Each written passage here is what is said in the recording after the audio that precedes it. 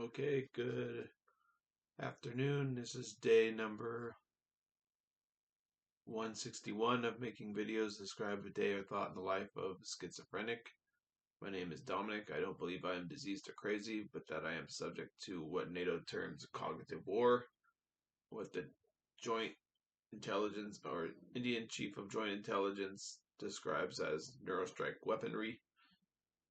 And I have written a book on medium.com that I put to my posts on YouTube under in the topic sections. On day 17 of these videos, I describe why I call myself a schizophrenic rather than targeted individual. And on day 45, I express why, in a 3-minute intro, why I make these videos in the first place. And on day 138, I give some of my symptoms as a schizophrenic. All right. Some days are a little more fruitful than others, so I apologize for that. And all right, so today I was going to talk about a few things. Uh, First off, I was going to talk about is due to being a schizophrenic, it's very difficult to think that you could date anybody because you're afraid that you're going to set like you're a black widow kind of like thing, like not like you're the problem, but like people are going to attack the people that you're with, or that people are going to attack their families or do terrible things to them or harm them in some way or somehow with like high technology and things like that. So I haven't known whether actually one of the reasons why I stopped these videos was because I hadn't known how much of that is going to happen no matter what I do. Like if I just shut up and be silent about the fascism of the country, or if I talk, or you don't know what to do. And so there's that, and then this being schizophrenic in general, I've already made my mark sort of as a schizophrenic on society, and there's people that want to repay me, and so I don't know if it's better to be vociferous or if it's better to not be, but I do know that I kind of know that like it's not really advantageous for somebody to enter into a relationship with me. So for that reason, uh, it's very difficult to think that I would ever date somebody or anything like that. So I'm basically in a mode where I can look but not touch it as, I guess,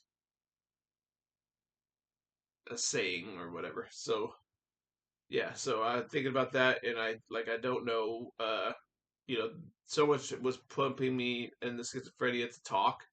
There was a lot of pressure to talk. It drives me crazy 24 hours a day. Talk, talk, talk, talk, talk, talk, talk. And then you talk, and then they're like, bam, bam, bam, bam, bam, bam, bam. You talked, you talked, you talked. And so it kind of drives you crazy. And so, you don't know who to listen to or what to do. So that's my sentiment on that. And this gets into something else that I was thinking about society in general. The schizo world or the fascism, the psych war, all of this by society makes it so that it's not worth the BS, the bullshit, to raise a child or to ladder climb, to have resources necessary. And I don't plan to ladder climb. I plan to get into like an entry level work, do my job, go home, kind of thing like that. I'm not going for those kind of roles or whatever. And so I see people that are trying to do that. It just seems like it's like the workplace just seems like a big BS factory or whatever, and like it will just hear stories from people in their jobs and everything, and like it just seems like it sounds like a nightmare. And you don't have a supportive community or a network in our society really. you have a little bit in family. Maybe I have a little bit in family, but I also don't want to make another schizophrenic child. And as you go later in life into your like 40s and 50s and have children, it's a much higher likelihood, according to the data, that you're going to have a schizophrenic child. And I don't really want to do that. And I think I could be more helpful to nieces and nephews if I don't have children, my resources, my time. I could be more helpful to nieces and nephews, or, you know, uh, if I don't, do it. But don't get me wrong, it would be nice to have children or a family or whatever, but or a partner, but like I just don't see that as an option for me. And so that's how I go about my business. And so yeah. All right. So what was I going to talk about today? Something else I was going to talk about is there's a bit of a mixed bag being a schizophrenic. Some things are terrible, other things are crazy. Some things are very nice. Like the way that life intervened for me in some ways is very nice because it could have been worse. And one thing that is evident, or a nice thing, is that when you're schizophrenic, the bullshit, the BS of society becomes very apparent. And it's part of the schizophrenic experience to experience the BS. And it stopped me from having any avenue of being a workaholic. I used to be very much like enthralled with like, your work is your life or whatever. Not really to a large degree, but like I used to be like devote myself into it or whatever. And I don't think I'll have that problem going forward. So maybe this is going to make me have tried to have more of a balance between work and life, and in general, just like not work as far as like paid job, but like in what you're doing with yourself or whatever. So it's like you just have more. I'll be more family oriented, I think, going forward with my other type of family that I was talking about. And so I'll have more of a relationship in my endeavors, healthy relationship in my endeavors going forward. And so that's one of the nice things about schizophrenia that I could say is, a reality for me. And okay, so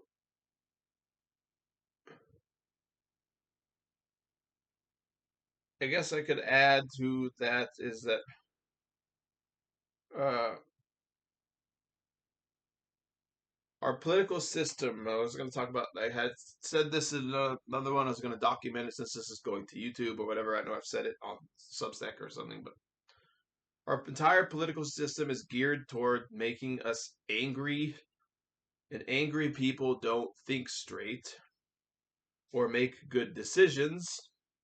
The entire conservative movement in this country is also based on anger, and it's based on an aggrieved, angry men who are unhappy with the world. They worship a miserable man. He's an angry man, Donald Trump. He seems miserable. He likes to play this like, ha ha ha, this is every once in a while, but like they made him leader of America. Saying otherwise is nothing more than gaslighting. Okay, so it's like there's, and you could say the same thing about the other side. Like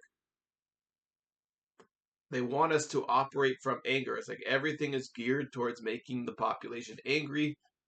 And when you're trying to make good decisions about life on Earth, collective life, civilizational life, biological life, or whatever, as now that humans are entering into the realm of what we used to determine were god-like qualities, and if we're all operating under this angry, violent, pissed off mantra, we're not going to get in a very good direction as a society and community or whatever. And so it just it's really nuts to me that we have this guy that the conservative movement has rammed this nutball down people's throats, and it's insane to me that they're going forward with it, and then they look you in this face and like with a straight face and be like, yeah, well, I really like Trump. And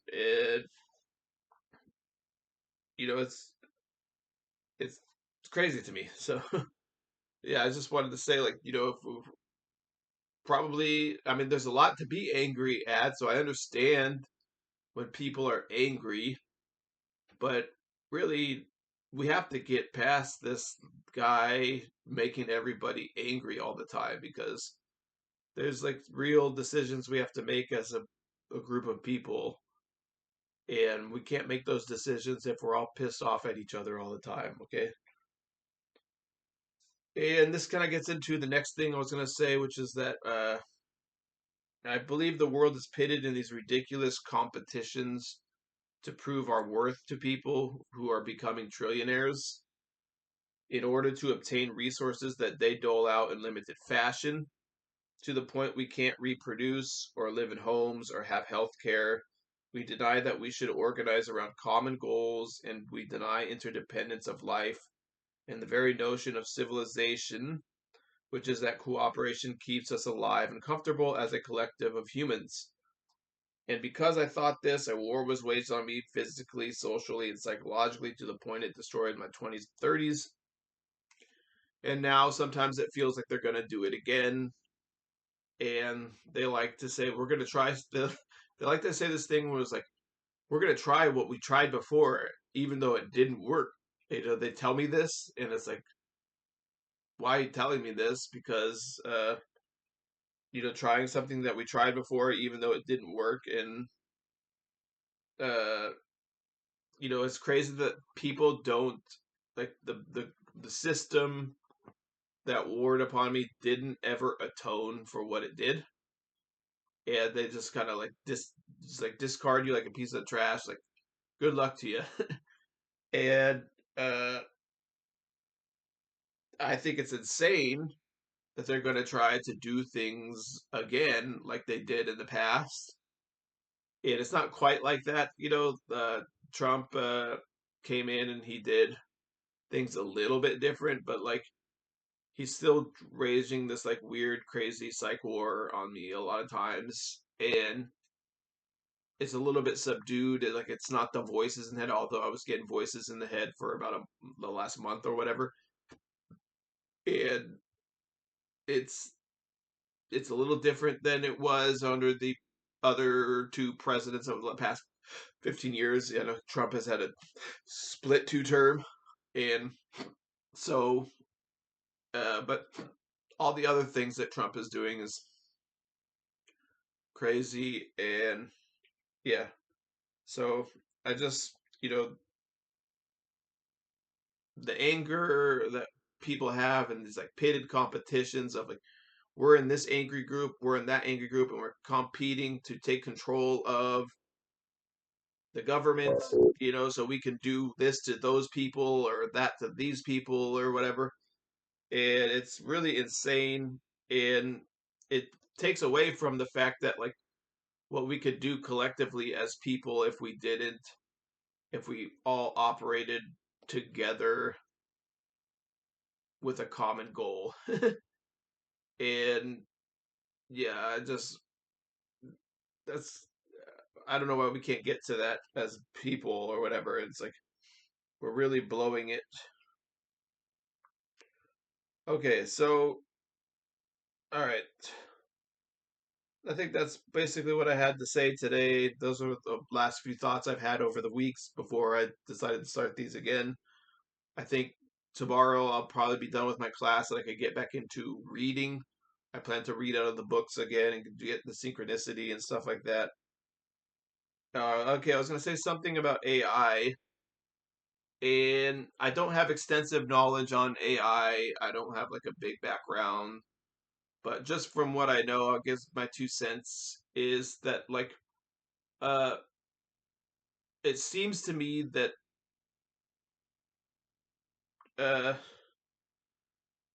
if you compare AI to like a nuclear power plant, like it's a nice technology.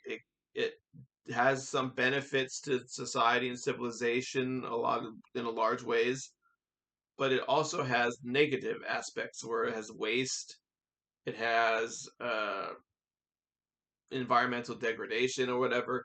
And it just seems to me that we were not ready to incorporate on a mass scale AI to the masses for everything that we're using it for or going to use it for. And we were not ready environmentally. We didn't have the systems. We were not prepared for it. And so it's almost like a free for all or like a wild west going on right now.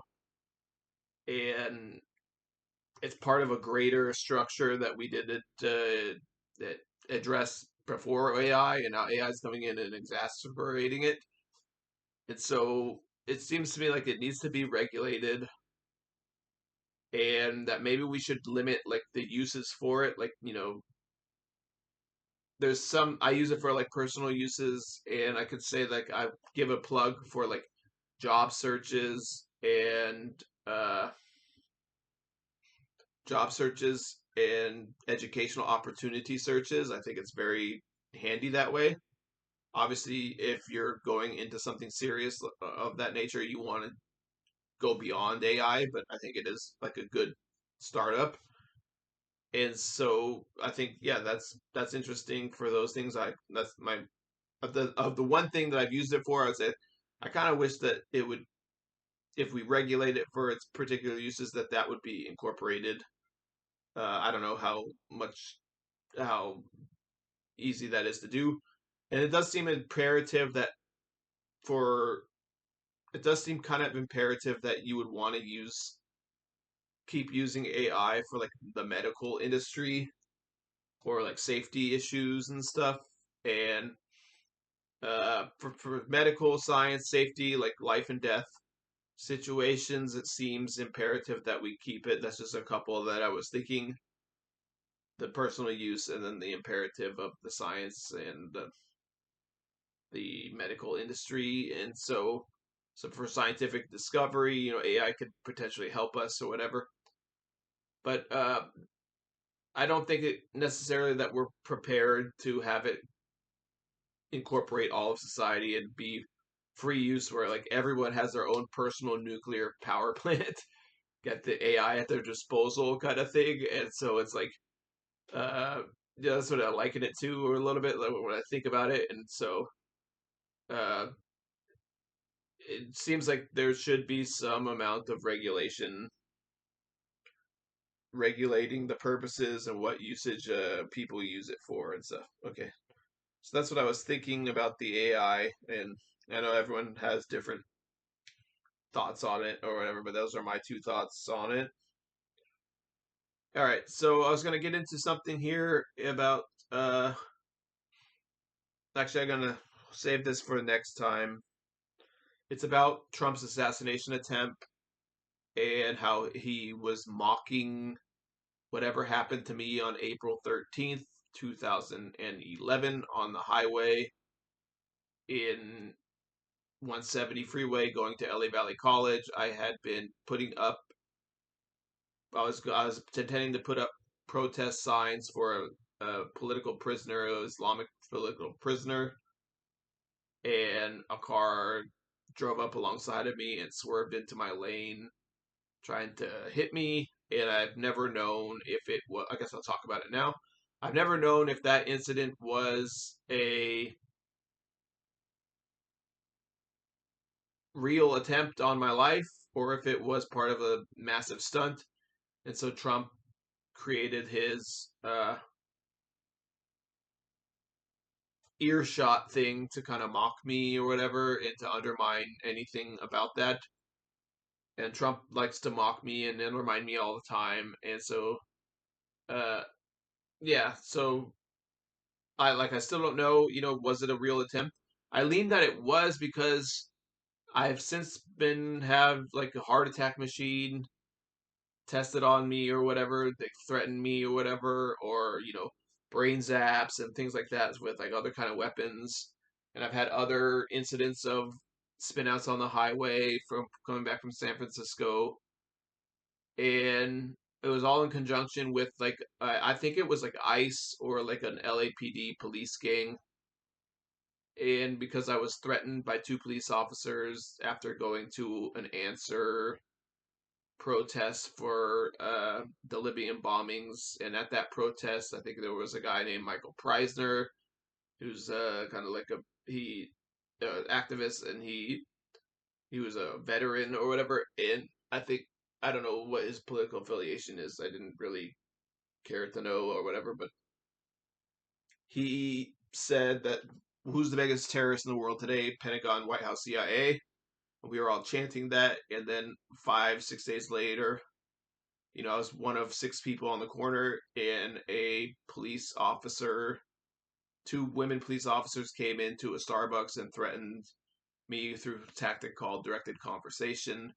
And they were talking like, well, they were talking about their body parts and stuff, and then they were talking about like, you cross the line, we fuck people up when they least suspect it and everything. And it was all, they went on for like 2 hours. I sat there thinking, like, when are these people going to leave? And I sat there for 2 hours and they were going on and on and on about a conversation, threatening me and stuff. And so then I got up and left. And then 5 days later, this car tries to hit me on the side of the road, or 70 miles an hour on the freeway and whatever. And so like Trump makes fun of that because I suspect that there was multiple groups surveilling me at that point, and so somebody saw it happen. And I don't know if Trump is making mocking me with his ear shot or whatever, because everybody kind of knows that was not really believable that he turned his head and a bullet went by his ear. Okay, it's it's highly suspicious and unbelievable. As far as my incident, I don't know. I tend to believe like it's possible. That it was an attempt on my life. I know that there's a lot of crazy stunts that go on in the warfare, but some of it's real, and they like to play with our sense of reality. Like we don't know what's real and what's fake or whatever. You don't know if it's a false flag attempt or something or what. But like I say, I think it was ICE or LAPD gang or something that did that to me because I was a peace activist or whatever.